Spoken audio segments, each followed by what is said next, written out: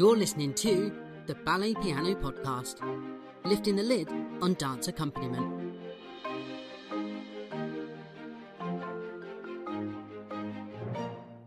Hello, podcast fans. Welcome to the Ballet Piano Podcast.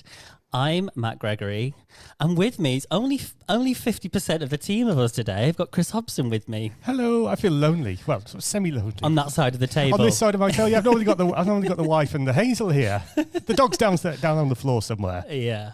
So it's just the two of us, and today we are interviewing a very, very special human.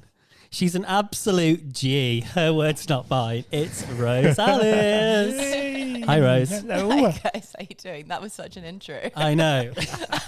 Never knowingly understated. No, G means Gangster. Okay, You know, I did like, wonder. I'm not down with it. I've only learned that from hanging around with you. Yeah, you know, you've got to be an OG. What's OG? Original gangster. Not old yes, gangster. Chris, you can. Old gangster. You can be an old gangster. Oh, get. Old kid. So, yeah, in this episode, listeners, we are here to put a spotlight on Rose Alice. Oh no. I mean, where do we start, Rose? Oh, I don't know. What do we call you?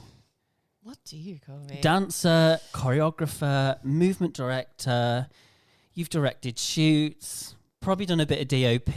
Yeah, a bit of everything. A bit of a chameleon. I think I'm a creative chameleon at this point. Yeah, I was just looking at the blurb on your website. I feel like you bridge art and media. Yeah. Would that be fair to say? Yeah, 100%. I think that kind of happened weirdly without me even planning it to. It just was one of those things that like I ended up working on film and then it kind of merged and then it's turned into this like weird like synchronicity of both worlds. Yeah.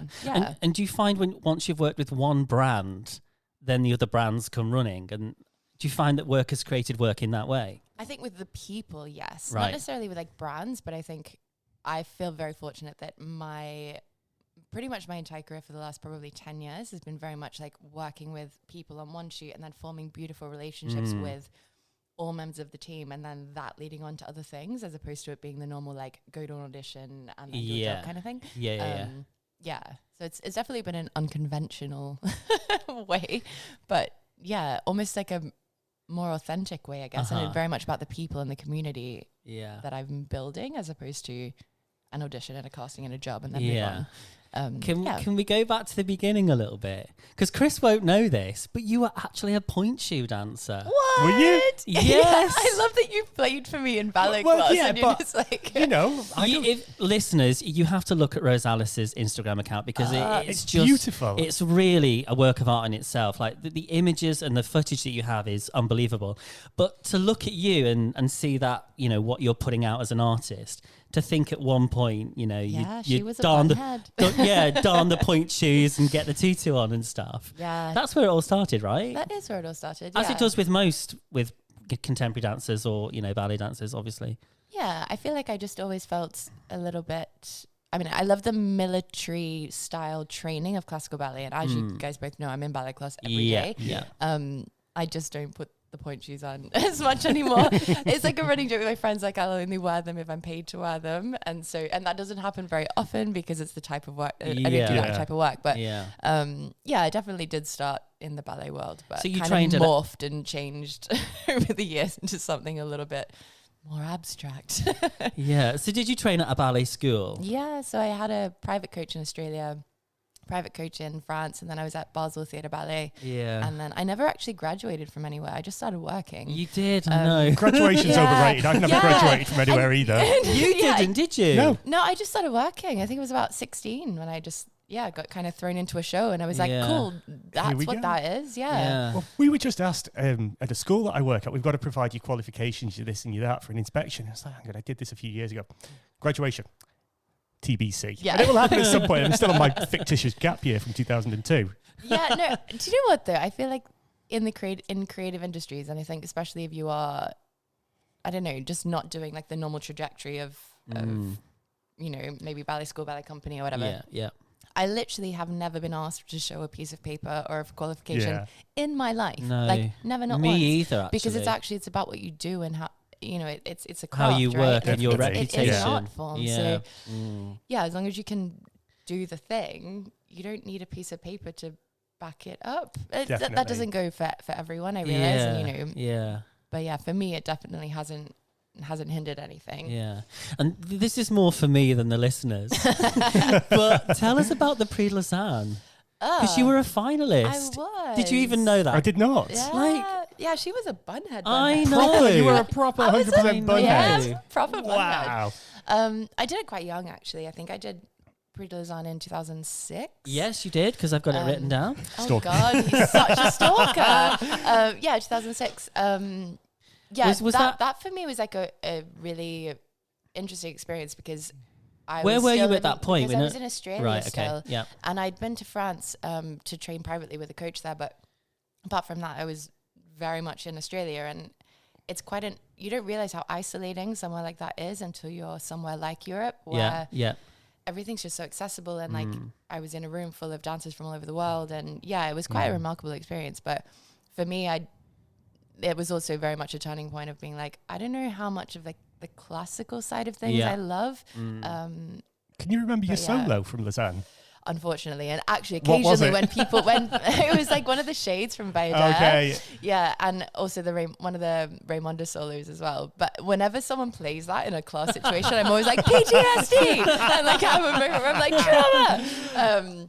Yeah, but I don't know. I think that particular experience is really crucial. I think for someone who doesn't. Especially, I was saying this to someone the other day as well, like the Youth America Grand Prix, the Prix de Lausanne, even like, you know, Paris Opera Ballet School and like schools like that. Back then, because I'm old, it wasn't as open. It wasn't as accessible. Like now everything's online. You can do summer schools and everything. That wasn't the case back then. Like everywhere was very like closed door vibe and very exclusive and all those things. So I think from pretty much like the year that I did the Prix de Lausanne onwards, it started to open up a little bit more. But yeah, at the time, it was life changing in a way. And you say life changing. I think for some people, it can like make or break their career. It can be the happiest moment of their life, or if they don't get placed or anything, it can be really traumatic for them. Yeah, well, I think, you know, one of the really, really amazing things about the Prix de Lausanne is that even if you don't get to like the grand final where, you know, you get offered like the scholarships and stuff, and awards, they still have like they do a separate day where you just do class in front of all the directors. So and they call it like I don't know if it's the same now, but it was like a networking day. Right. And you would do class and then directors would just watch you do class and they could still offer you positions and stuff like that from that. And then they would have like conversations with you afterwards about what they thought you should change or those types of things. So it was a little bit more open in that sense. I mean, how old were you would have been for the Prix? Like 15, 16. Oh my gosh. Yeah, because I remember it was the first year that they lowered the age, which was the year that I did it. So I was still quite young. Yeah. And then did that open opportunity as it's designed to do? Yeah, so I got offered a few scholarships from there to various schools, but Basel offered like full ride. Right. And, you know, financially, like my parents didn't have the money for, you know, everything. That has to be an important factor, doesn't it? So that's why I chose there. And also I'm not going to go into this, but I had quite a interesting experience with a teacher in Australia, and I was very keen to just like get out. So that was like free ride, like let's get on a plane, peace out kind of situation. That's really rock star about you. I'm off Basel, here we come. You'll leave the country to get away from people. Yeah, and you do that now, don't you? Yeah, I still do that now. I never try and get away from you guys, just for the record. Aw, favourite guest? Oh no, shouldn't say that. Oh, so I mean that's amazing. And then, okay, so when did So You Think You Can Dance happen? So that was a couple of years later. So I had about a year off dancing when I was 18. I got really burnt out, hit a wall with everything, physically, mentally, emotionally, just like needed to stop. But I'd also done like a full career before I was 18, and I don't know, it was a lot. And so I stopped for a year, worked normal jobs, wanted to just experience life things and like make mistakes and, you know, work in bars and a bunch of things that like now I'm like, how is that even me? But I think that if I hadn't had a break then, I would have kept going for a few years, and then I don't know if I would have been able to go back to it. Right. Yeah, so it was complete burnout possibly. like because I was burnt out beyond belief, but I like stopped at the right time. And then a year later, a friend of mine was like, so you think you can dance as auditioning? Like, didn't you used to dance? And I was like, I haven't, literally have not done a thing for a year. I can just about touch my toes. Yeah. Like, genuinely. And then a few other people were like, why don't you just go for it and see if maybe this is your way to like get back into dance. And I was too scared to actually get back into a studio with people. So I didn't do class or anything. Right. Yeah. I got into a studio by myself every day for a week and just improvised and just like tried to find my body again, and then went on the show within the next few days. Whoa. And that was rock like star, literally yeah, that was like my I like know. catalyst back into dance. What was actually. it like going back into the studio then, just by yourself for the first time after a year? Was that a weird experience? Or Yeah, did that it was- feel like almost like coming home, or was it It mixed? was, I think I had changed so much as a person, because one of my biggest issues with the dance industry, especially when I was younger, is that I loved the craft so much that I felt like, and I still feel like this, it's the reason that I exist, it's my purpose in life. But I really struggled with the people and the lack of perspective and the small-mindedness that comes with being so isolated and that fishbowl effect of, So I loved the craft, but I didn't ever feel like I fit in with the people, places or things. So having that year out, experiencing things other than that, when I went back into the studio, I genuinely felt like a new person. It was like coming home, but like 2.0 energy. Yeah. You know what I mean? Like Going back to a so it was nicer like, home. Yeah, it was like a home, but better. I mean, Yeah. that was the reason for your company, Yeah. which we will get onto Exactly. in a little bit. Yeah, same thing. So I feel like that for me was, it was like some weird kind of catharsis, but also quite confronting at the same time. And I think when I started doing, like when I actually did the show, it was like this weird like juxtaposition of like, what am I doing? Like I did. You nearly said the F word. Yeah. So You Think You Can Dance was like, I feel like as a whole, again, weird experience, but it reminded me that it is why I'm on this planet. And, and it was a beautiful way to like get me back into the industry, even if it was a weird and bizarre experience. And can I ask, because, if you check out Rose's Instagram, you will see you have this extreme facility. It's like a God-given body for dance, Oh, well, if I thank can you, say darling. that. Do you know what I mean? Have you always had that? Yes and no. I think because I started dancing quite late. I was like almost 9 when I started. And I think I just was a bit of a crazy psychopath child that once I started, I was in the studio That was it, 24 hours a day. Yeah. To the point of like, still now I have to like check myself because I get into like obsessive creative whole mode, which as you know, I've been in at the moment. Yeah. And so I think it kind of, I got like my facility and everything really young. Right. And then it's kind of just stayed. And So even when I had a year off, apart from like my stamina being non-existent, like physically I could still do everything. It just felt a bit bizarre, but it didn't go away. So blows my mind. I'll just give you a leg every now and then. You can follow the podcast team by visiting the social media channels. Search for Ballet Piano Podcast on Instagram, Facebook and Twitter for up-to-date information and content about the podcast. Do you know where you're going? We're up. So, can you remember when you sort of transitioned from training into working? No. Well, what was your first job? How did you start working? I think, I mean,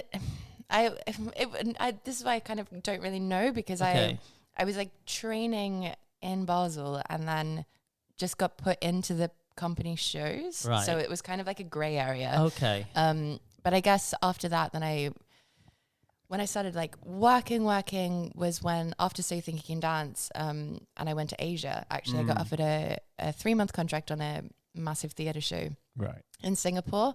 And and from that point, I stayed in Asia for years. I like went for a 3-month contract and was like, cool, I'm going to keep working. I like it here, Yeah, so then I ended up moving to Hong Kong and working there. And the client that I was, main client that I worked for in Hong Kong and Singapore have clients all over the world. So I started working in Europe and everything kind of went from there. What sort of work? like Because it wasn't ballet company work. No, so You it was sort like of left that theatre, behind. like theatre shows. I did a really massive production for Zhang Yimou. And Zhang Yimou, I don't even know who he is, but he's like China's Steven Spielberg. Right. And so he did his first like concept theatre show, which was like with robots and kinetic lights and like all this kind of stuff. So I was still very much doing like contemporary ballet, which is I guess what I do. Yeah. But just not in the normal settings of things. You know, like I performed at, you know, the Paris Opera House and everything like that. But again, just like not in the way that I thought I ever would. Yeah. Yeah. So You never followed sort of no, the I really conventions just, no. But you know, and like not even on.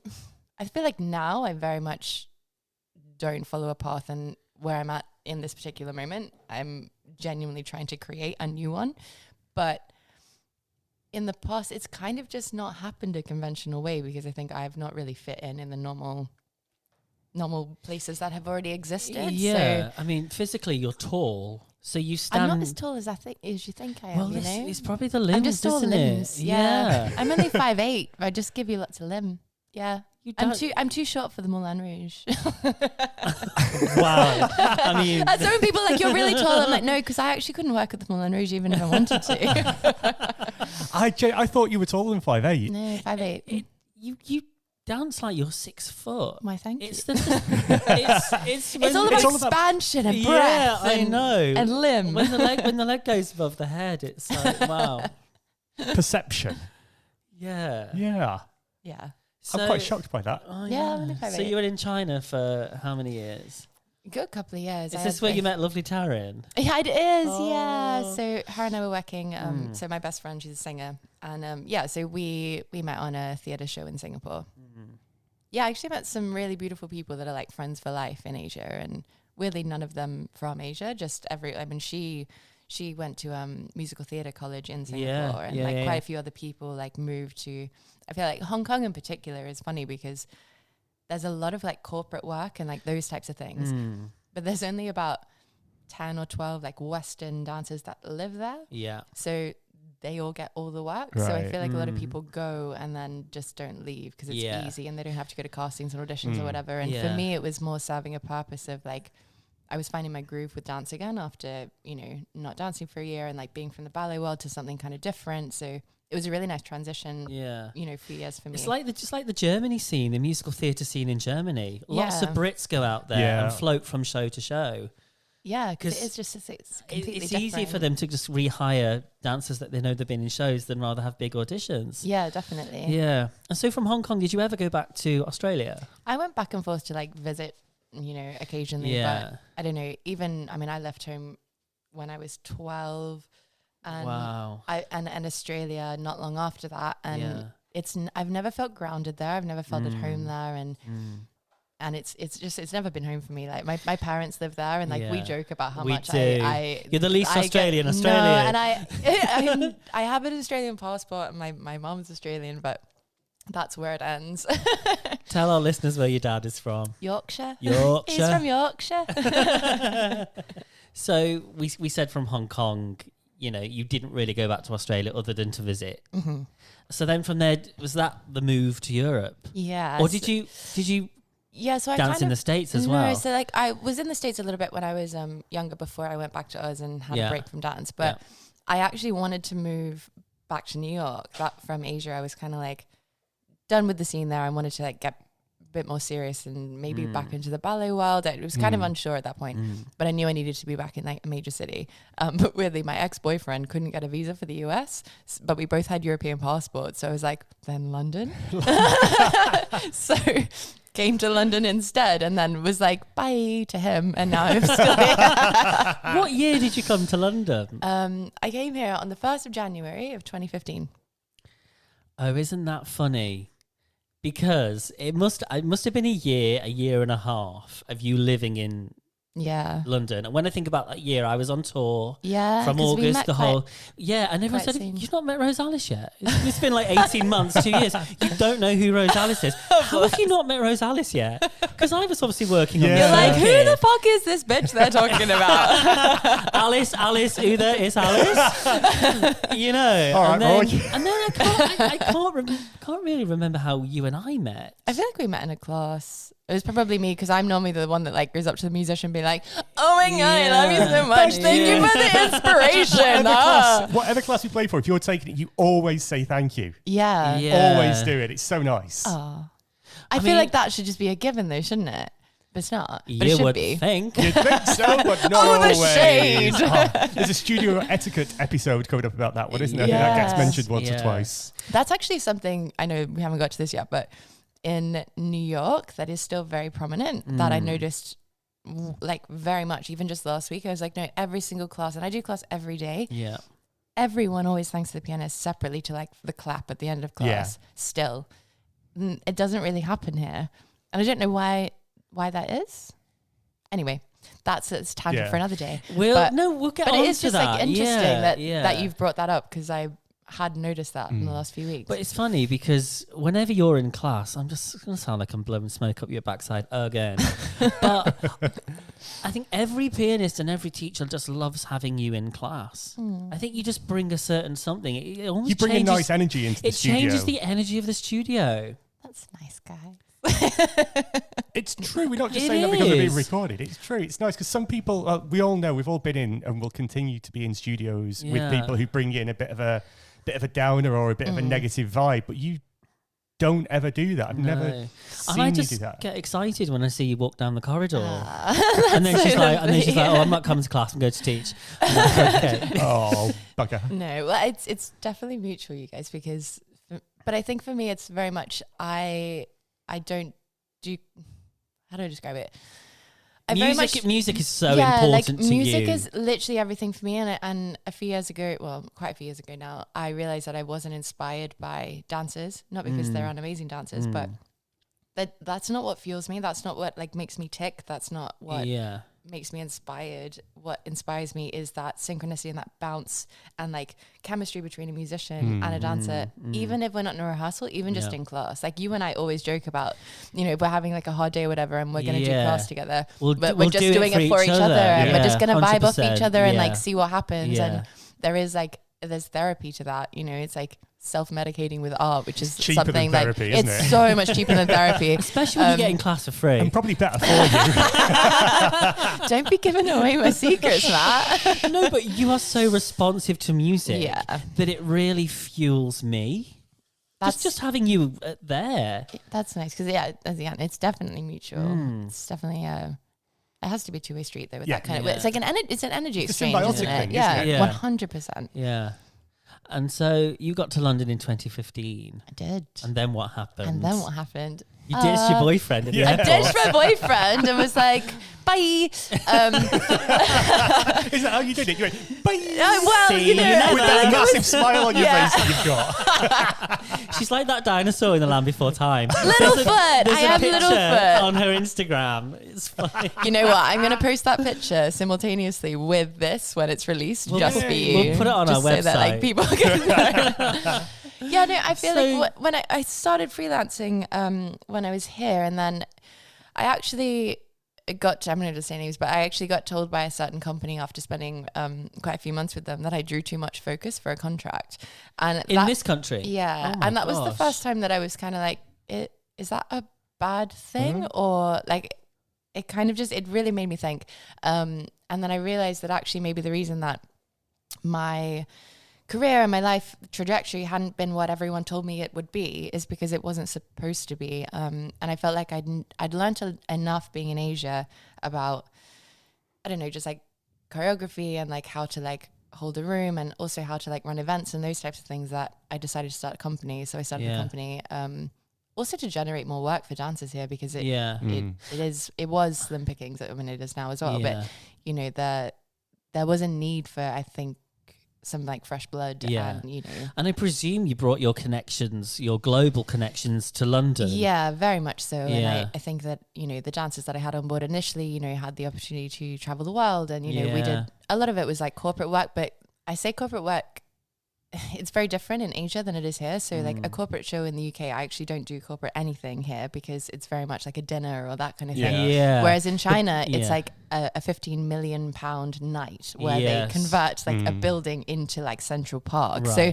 it's like, it's a very different kind of, different. It's not yeah. afternoon tea at the Dorchester like it would be here. No, it's really not that. So yeah, so like that's kind of how that kind of all And got when you rolling. started, you were the London Contemporary Ballet Theatre, LCBT. Yeah, LCBT was the initial, the OG name. That was the OG name. And then actually, you know, after the fact that we hadn't done anything in London, everything was overseas. And I did my first full-length production that I created in 2016, which was Human. And after that, I realized that apart from the stuff that I was creating from scratch here, which was only going to happen like once every couple of years, everything was overseas, which is why I changed the name to International Arts Collective, because I'm like, actually it's about musicians and dancers, not just dancers, and it's not just in London. It's so not just contemporary, it's not just ballet. So it's like ballet and theatre and London needed to be out of the name. So yeah. Have I got this right, that when you started it, it was a thing for older dancers? the OOGs, the old original gang stars. Can we get rid of that, please? What I meant to say was taller dancers. Yeah. Wasn't that a thing? Yeah, I think initially, again, it's just so crazy, I guess, as an artist, how much you can shift and change over the years. And also, like, as you know, personally from us being friends, like, it's been anything but easy, and I've been through a lot. But initially, I wanted to create contemporary ballet work similar to kind of, I guess, like Complexions vibe, and for taller dancers. And I wanted like legs, and I wanted this, and I wanted that. And actually, over the years, I'm like, actually, that's all really irrelevant. Doesn't matter. And the thing is, you have I don't really give a fuck about any of those things anymore. It depends on where you are at the time as well, doesn't it? Yeah, but that's what I mean. Like, because at the time, that was what I wanted aesthetically, what I wanted it to be. But then you have to move with what audiences want, and you know, you've got to be clever enough and also to work out what is working and change the things that aren't. And and I think also there's a lot to, I don't know, there's a vulnerability to creating something from scratch in a creative industry, period, let alone somewhere like London, where you do actually open yourself up for anything and everything to go wrong. And I wouldn't change anything that I've done so far, because some incredible things have happened, but also I've changed as a person, as an artist over the past, almost 7 years because of it. Like I wouldn't change it, but also, it is just crazy how much you can change. Like, you've got to change, be adaptable, haven't you? You've got to be adaptable. You've got to go with it. I think any artist, whether you're a dancer, a musician, an actor, any form of artist, you've got to adapt and move with the times. Otherwise, you make yourself unemployable day by day, week by week, if you're not prepared to move with what's happening. You know, you can still keep your true core values, but you've got to keep going as well and keep moving. That's the thing as well. I think it's like having like unwavering integrity and a moral compass, regardless of what gets thrown at you, but then also letting whatever gets thrown at you help you evolve and change as an artist. For me, like as a director, as a choreographer, or as a dancer, has been like this really traumatic, beautiful transformation over the past few years to like be where I am now. But it is what it started as 6 years ago is like almost non-existent now. But it was never a conscious change. It's just kind of happened.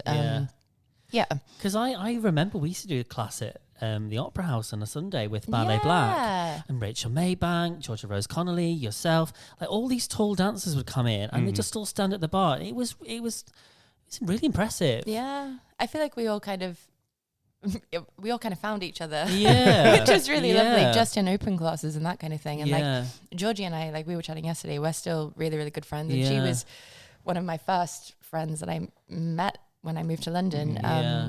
But it is kind of, it's crazy how all of our lives have like shifted and changed. Like Rachel's about to have a baby. Life happens, right? So where did choreography come from for you?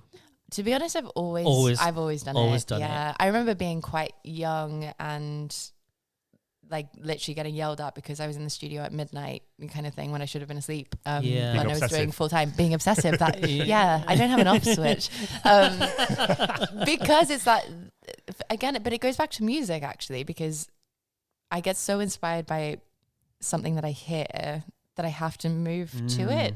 And that has literally happened since I was probably 12 or 13. Yeah. And now it's just on crack.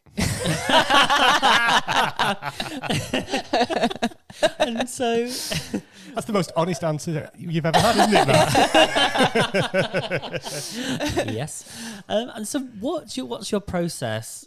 Let's say you're creating a new work. I presume it starts with improv and Starts R&D. with improv and music for Right, me. yeah. And often, generally I like to start with just myself and musicians. Right. And, I have the pleasure of working with like Meg Morley and Al McSween. Yeah. And we will literally they will improvise and I will improvise at the same time for hours until I can't walk. And, they're like, Things are falling off, brains yeah. gone. And you record that session. And we generally, they record the music and Yeah. I record what I do. And then we kind of like grab like little bits and pieces, and that Yeah. generally gives us like a little hook or just like a forming point. For me, I like to be completely blank canvas, and Al's always saying to me like, I need a vibe, I need a feeling, I need something as a point to start with.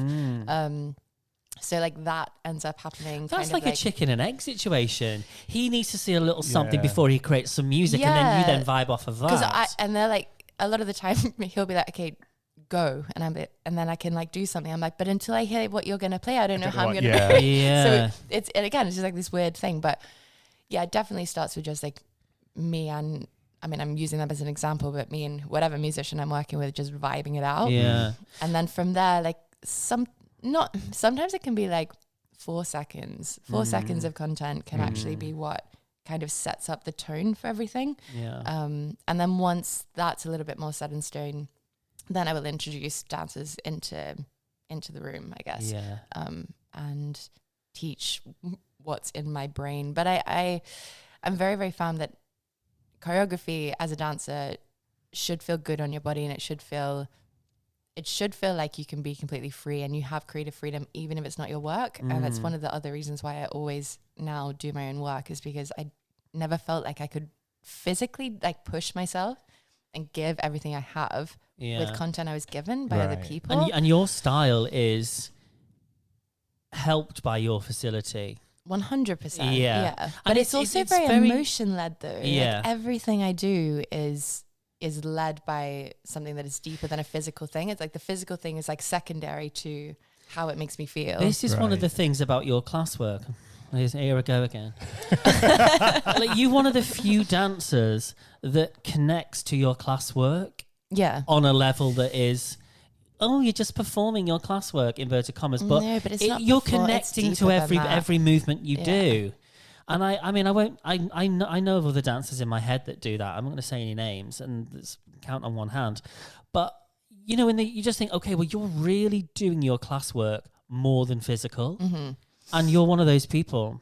But for me, it's this thing that I do is a physical thing, but it's not a physical thing. Like it's so much deeper than that, and like it is genuinely the reason that I am on this planet. And it sounds really Yeah. dark, but I would rather not be here than not have my craft and not Yeah. have this thing. And It fuels every single thing that I do. So for me, it's not even a conscious like I'm doing class and therefore I'm going to perform it. Especially if I'm vibing off a musician.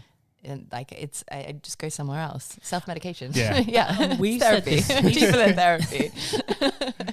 We've said this week, only this week, that your body's playing catch up with your head. 100%. And you have to be careful, because that's where injury can happen. Like right now, my entire left side is like a little bit on the like side. It's like my hip and my knee and my ankle and it's like the whole thing. But it is because I've been in such an intensely deep creative hole this entire year, like from New Year's until now. This is probably the first morning I've had to just like sit Wow. With a coffee. when I'm not being on a plane. So I think that, but it is like, it's a crazy addiction, and it is borderline unhealthy at times, but I also wouldn't change it. So yeah, I guess it is about finding balance, but when you have something that makes you feel more than human beings feel in their entire lifetime, it's really hard not to like keep getting Just like keep going really, for it. Yeah. keep going for it until like your body starts to be like, fuck you. Well, that's the thing, it's not just a physical thing. It's not just a whole body thing. It's a whole body. It's a whole emotion. It's a whole mental. It's everything. It literally is it? everything. And I think that there's only, like you said, there's a handful of dancers, artists, period, on the planet that I know that have the same relationship with their art that I do. And I think that there's something really isolating about that. And over the last few years,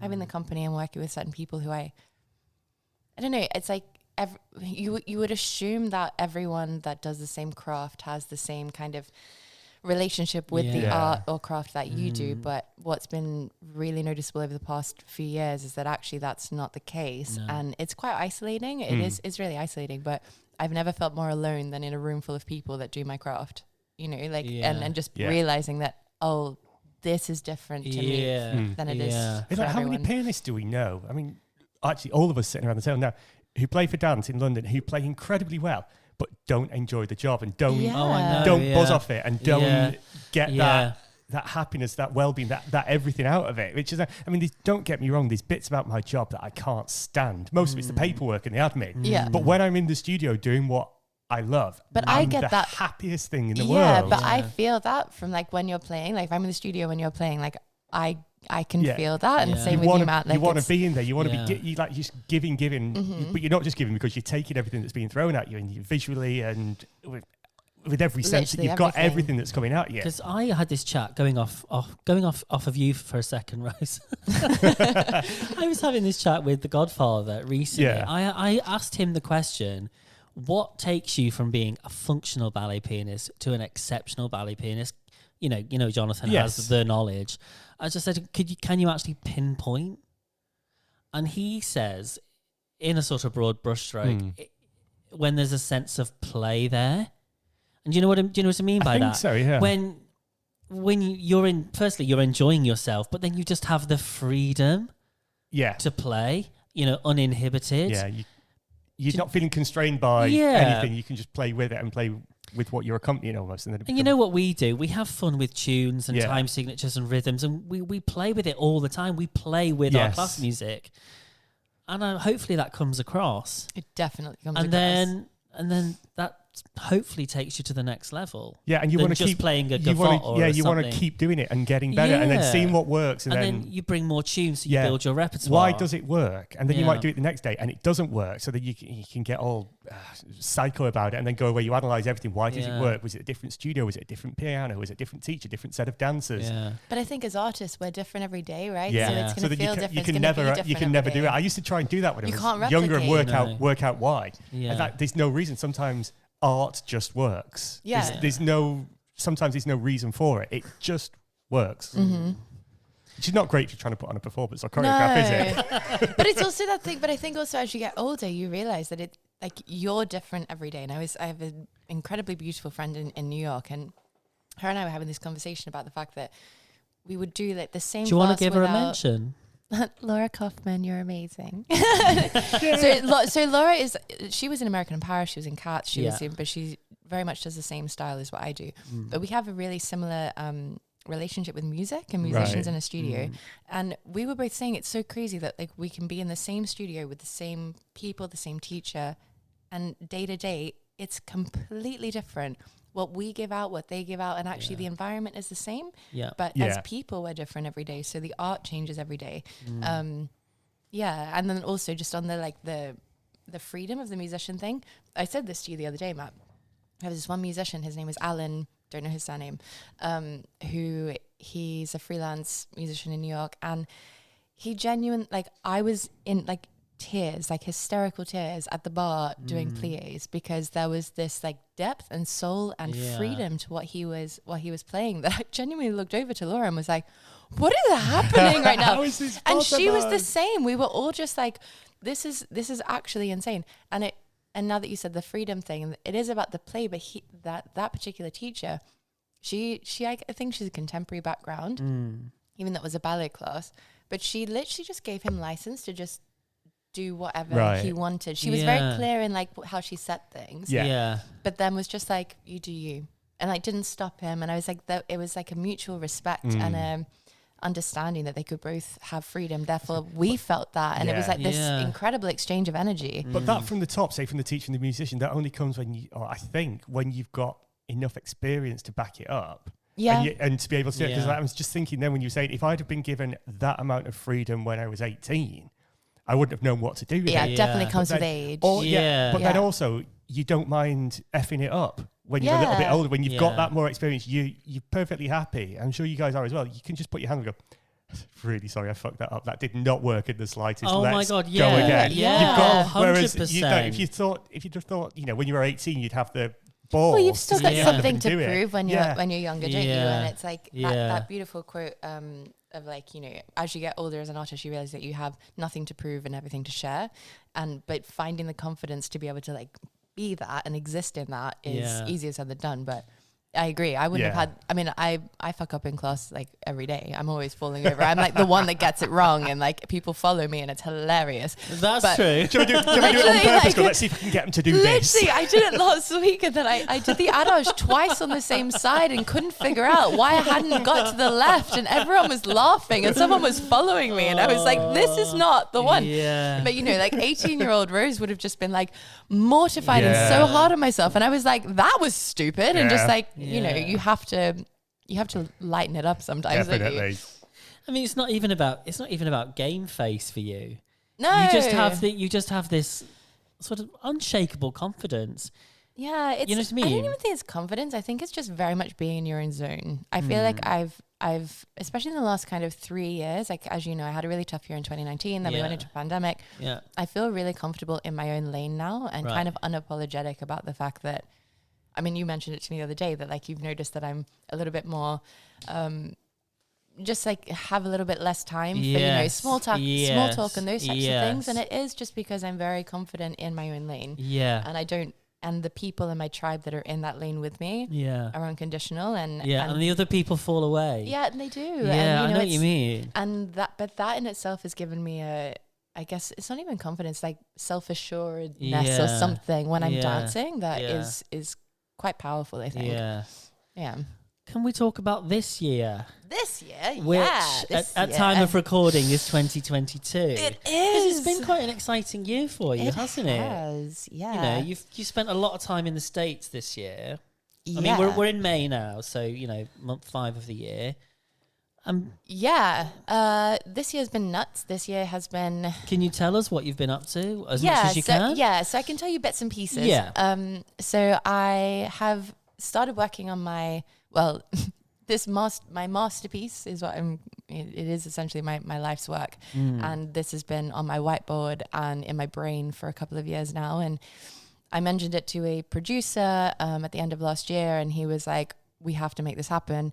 So basically it is a documentary series on the life of artists, and it's going to be filmed in London and New York. And at the moment it's very much in development stage, so I can't really say much more than that. But as of, so I've been back and forth with New York 4 times already this year. And things are moving really quickly. We have venues sorted. I have a production company in New York and in London now. Things are moving really quickly. And I've also been creating the piece and everything that will be the end product and the last episode in the process of that. So the creative hole has been deep. But it's also one of those things. And I do want to say that like, I think a lot of the time because of social media and I do try and as much as I just post work stuff on social media, I do also like try to keep it really human, because I think a lot of the time people assume that because I'm traveling all the time and I'm doing all of these things that actually everything is really simple. But in reality, I'm still dealing with like debt and trauma and a bunch of things from my last show in 2019. It's been like the beige stress of life things, being like money and health and just like sometimes where I'm going to be staying has been really, really difficult this year. But then simultaneously the creative things and like stuff that is literally changing my life is overwhelmingly good. So it's been like navigating the two is I almost feel like the normal beige side of life things hasn't quite caught up to what everything else, like how quickly everything else is moving. But the aim is to be in production by January, and yeah, it's gonna be a life changer, and it's gonna be a big one. You have to follow Rose on Instagram and all of her social medias to find out, to keep up to date on this. Because there'll be little bits and pieces on your socials, won't there? So this is literally the second time that I've spoken about it. I had an interview weirdly on Monday. And that ended in tears with me and the interviewer for quite a big publication based in LA. And yeah, it's a strange thing to have to start talking about something that is still in development, but it is really important as well for us, as far as it's serving its purpose, as far as educating people on how valuable artists are and everything like that, which is kind of the core value of why we're doing it. And also to show a really raw and vulnerable and honest account of the creative process, because I think there's a lot of stuff out there on Netflix and Amazon and whatever that is either really dramatized in in the how hard this life is and whatever, or it's really light and fluffy, and it's like it doesn't actually give the depth of what actually goes into it. So we're trying to find that balance that will hopefully educate a broader audience on how valuable art is, and the fact that none of us would have got through the pandemic without it, and all of that stuff. So that's kind of where things are at now, and more will be revealed hopefully in the next few months, actually, when I'm allowed to speak about what it's called and all of those things. But you've got to just put some things in place before you can announce more. Exactly. I mean, so how do you find that globe-trotting and living out of a suitcase? I mean, you're based in cities for months at a time, but then you've traveled the world. I feel like you are international. I'm most collective. I am most comfortable actually when I'm traveling. I've always said that I feel most grounded when I'm in an airport, which is such a weird feeling. And actually, like I said to you the other day, coming back to London, I've been back for a week now. I feel so unsettled, and I feel like it's not that I don't want to be here. I love London with my whole heart, but I feel very unsettled. But I think, I've done a lot of traveling in the last few months in particular, and also physically pushing myself to the limits in between that as well has just got me to the point of feeling like a little bit of a crazy person. But just trying to breathe through the instability and discomfort in order to level up and take things to the next level is also a thing. But the traveling is what fuels me, and it's a beautiful thing to be able to share what I do with multiple places as well. Meet new people. And meet new people, And then you land at the airport, and there's an energy about a place that's different from where you've just been. Yeah, and then that, fuels what you do. Yeah, definitely. So in short, there's no sign of you slowing down. No, quite the opposite. I think especially on the travel front, like this year, the next few months in particular, it's gonna be a lot. If you're enjoying this episode, then why not visit the website balletpianopodcast.com and join the mailing list. You can access past episodes, transcripts, music playlists, and so much more. It will ensure you never miss new episodes or updates. That's balletpianopodcast.com.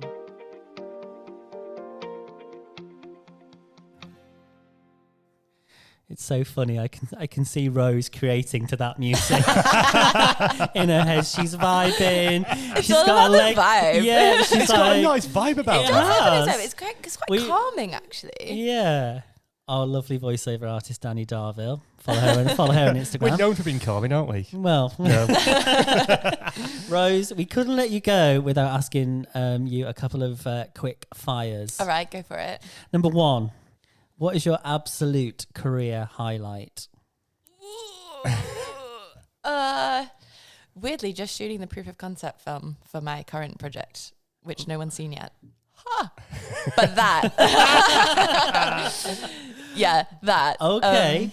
And because you know what's to come with it. So it's And actually my first show in London, because that was the first time I'd ever done anything that was like risk it all, completely my work, bring together and that musicians. Was epic. Yeah. It was phenomenal.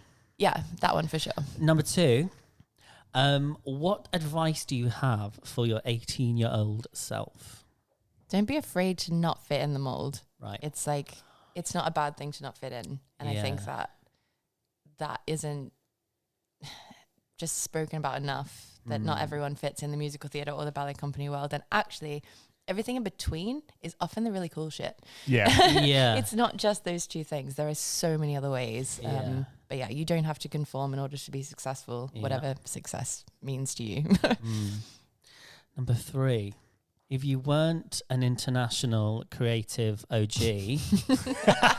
what would you I'm putting that on my CV. Well, yeah. What would you have been if you weren't doing what you're doing now? I think I still would have been creative. I think probably maybe would be in music, but I also, part of me thinks that maybe it would be like the military or something, just because I'm so militant in my training. Yeah. So maybe a musician in the military. Ooh, plot twist. They get really good accommodation in London as well, don't they? I think I know the answer to number 4. What did you have for breakfast this morning? I had a coffee and a cigarette, and I'm shameless about it. I so miss the old days of coffee and cigarettes. Coffee and cigarettes, yeah. Coffee and cigarettes is life. Look at Matt looking Matt's at us. giving he's No, literally coffee is giving life. us coffee is Coffee is Yeah, life. just for the listeners, Matt is giving Chris and I epic shade right now. Can I just hang on? I haven't had a cigarette since the 21st of June 2016. I mean, think let's it was. hope Mrs. Hobson doesn't listen to this, but you used to have a little cheeky cigar. Oh, she every knows so about that, often. yeah. Every now and then, if it's a special occasion, I'd have a little cigar, and then the pandemic, I was like, oh, there's no point in doing that out the bedroom window. And the last question, if you won the lottery tomorrow, what's the first thing you're doing? Probably getting on a plane. Oh, that's brilliant. I mean, just first class, I suppose. Yeah, just you go first class anyway sometimes, Sometimes, don't you? yeah. Always turn left. Always turn Yeah. left. Even if you're not supposed to, just act like Act you like are. you are. Go in with Yeah. the swag. Yeah. The OG swag. OG side, yeah. Oh, well, Rose Alice, thank you so much for joining No, us. thank you guys. It's been a pleasure.